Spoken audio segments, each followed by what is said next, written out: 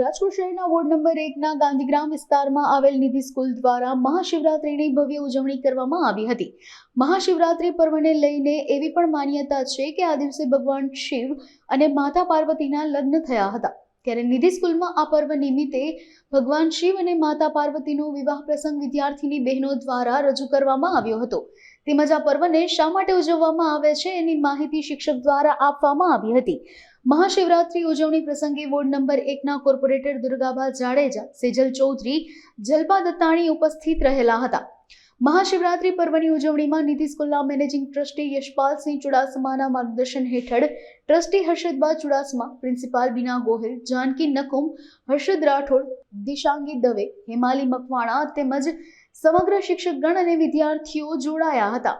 Yashpalsinh Chudasama, managing trustee નિધિ school. આજે અમારી નિધિ school દ્વારા ભગવાન શિવનો અતિ પ્રિય પર્વ એટલે કે મહાશિવરાત્રિ એની ઉજવણી અમારી નિધિ સ્કૂલ દ્વારા આજરોજ રાખવામાં આવેલ છે। શિવ પૌરાણિક કથાઓ અનુસાર ભગવાન શિવ નિરાકાર સ્વરૂપે, લિંગ સ્વરૂપે એનું નિર્માણ થયું હતું અને ત્યારે 12 જ્યોતિર્લિંગનો ઉદ્ભવ થયો હતો। તેના અનુસંધાને મહાશિવરાત્રિ પર્વ ઉજવવામાં આવે। તેમજ પૌરાણિક કથા અનુસાર ભગવાન શિવ અને માતા પાર્વતીના લગ્ન પ્રસંગ જે ઉજ્જૈનની અંદર 7 દિવસ એમનો આ વિવાહ પ્રસંગને ઉજવવામાં આવે છે।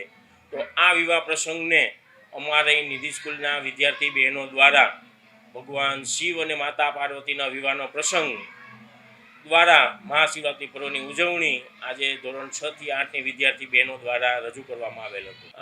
180થી પણ વધારે બહેનોએ આમાં ભાગ લીધેલ છે।